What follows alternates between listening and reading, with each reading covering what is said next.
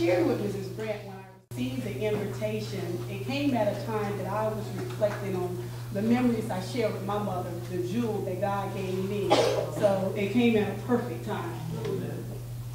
I love the theme, Mothers Abounding in Love, Wisdom, and Understanding. And I would like to use as a subtopic, know that your labor is not in vain. All right. Oftentimes when we think of a mother and labor, we immediately think about the birthing of a child. And hard as it was for me to realize after 3 pregnancies, one consisting of almost 42 weeks, and the second one 30 hours in the birthing room, and the third consisting of a twin pregnancy, that was just the beginning of my labor. But a mother's labor continues from the birthing of a child to accepting the responsibility of training up the child in the way the child should go so they would not depart, to laboring overtime and having the patience while waiting for that child to go through puberty, which we also consider when that child is smelling themselves. Then arriving to that very moment, watching the child receive their high school diploma, and to discover they still have some more laboring to do, even with the next generation. But the reason mothers have the tenacity to continue to labor is because they are able to abound in love, wisdom, and understanding. A mother has unconditional love that only another precious jewel mother can relate to, not the semi-precious jewel mother. And I will be all day to distinguish the difference, but that semi-precious jewel mother is a mother that only accepts her responsibility when it's convenient for her. But I know we have here today that precious jewel mother. But a precious jewel mother will place the interest of her child before her desires. For example, some can recall the biblical passage regarding Naomi, Ruth, and Oprah. Here you have Naomi, a mother who was faithful to God, had lost her husband, eventually lost her 2 sons that were married to Ruth and Oprah.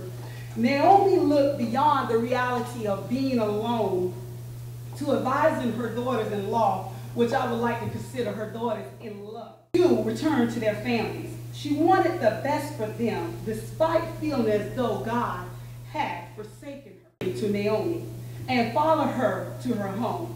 Well, as the story unfolded with Naomi's guidance, Ruth married again. She was able to provide for Naomi and bless her with a grandson, Obed. Obed, the father of Jesse. Jesse, the father of David, who became the king of Israel. Her labor was not in vain.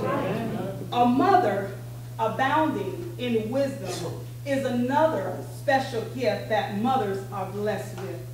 I was raised constantly being told a mother knows best. And now I find myself telling my children, a mother knows best. But God has blessed mothers with so much wisdom until some mothers are able to fill the shoes of that absent father. As we witness history being made January the 20th, 2009, with the swearing of our 44th President of the United States, Barack Obama, he has acknowledged it was because of God, his deceased mother, and grandmother. Here you have a young mother that struggled to provide the best to her ability for her son, but made sure he was educated about his ethnic background. As I researched regarding his upbringing, she gave him books on the civil rights, made him read Martin Luther King Jr. speeches, as well as played for him Mahalia Jackson gospel songs. She was wise and realized the importance of him knowing his identity. But through her struggles with his father not being active in his life, her labor was not in vain. Our president gave credit to his mother for the Nobel Peace Prize win. Then just recently he signed the health care reform bill into law on behalf of his mother. Her labor was not in vain. A mother is able to abound in understanding especially when it's time to release her children, and realizing she will always be that parent, but no longer their guide. And when I think of a mother abounding in understanding, I think of the biblical story of Hannah. She was a woman without a child in a culture that considered not having a child as a failure. But Hannah made a vow to God. If He gave her a son, she will give him back to Him. God answered her prayer and blessed her with a son, Samuel. In return, she honored her vow, accepted he belonged to God. Through her acceptance, Samuel had an impact on many lives.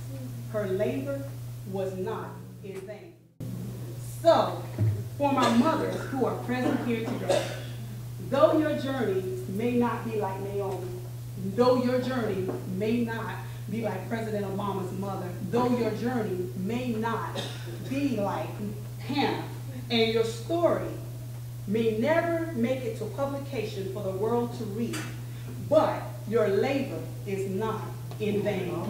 For every tear you cried, for every pain you felt, for every night you stayed up, and for every time you did not feel appreciated, know that your labor is not in vain. For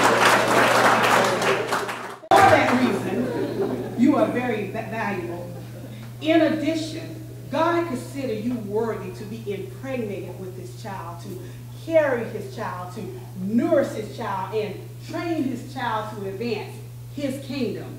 And I am aware that some may wonder, could this possibly be, especially if a mother was not married at the time of conception or even rape?